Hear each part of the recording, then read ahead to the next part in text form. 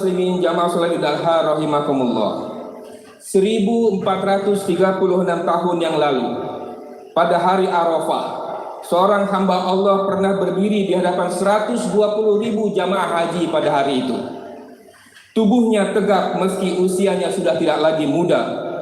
Suaranya lantang meski terdengar sedikit serak. Namun beliau berbicara dengan penuh harap agar semuanya mendengar, seolah-olah dirinya mengetahui bahwa waktunya di dunia tinggal sebentar saja lagi.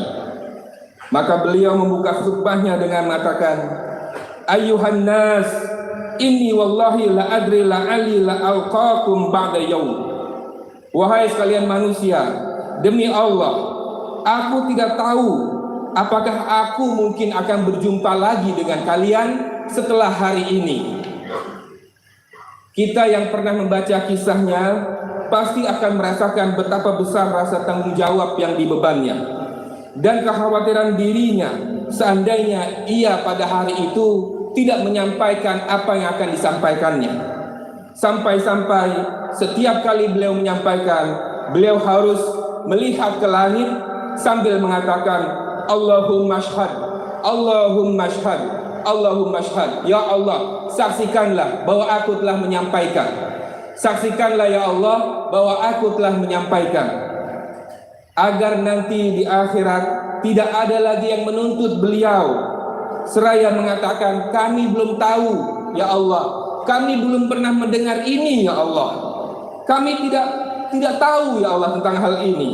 Tetapi yang ada adalah kami mendengar ya Allah, tapi kami lalai. Kami mendengar ya Allah, tapi kami taken for granted, kami ignore saja. Kami tahu ya Allah, tapi kami tidak mendengarnya. Ma'asyiral muslimin jamaah sholat Idul Adha rahimakumullah. Saya berpikir, karena sebelum menentukan tema ini, saya mencoba mengambil tema pelajaran sabar daripada kisah Nabi Ibrahim dan Nabi Ismail. Tapi sekali lagi ketika membuka buku sirah, yang terjadi adalah Rasulullah Muhammad SAW diberikan satu kali berkhutbah di hadapan 120.000 jamaah ketika itu. Satu kali, dan beliau tidak menggunakannya untuk bercerita tentang Nabi Ibrahim dan Nabi Ismail. Yang beliau sampaikan adalah solusi dari permasalahan umat akhir zaman.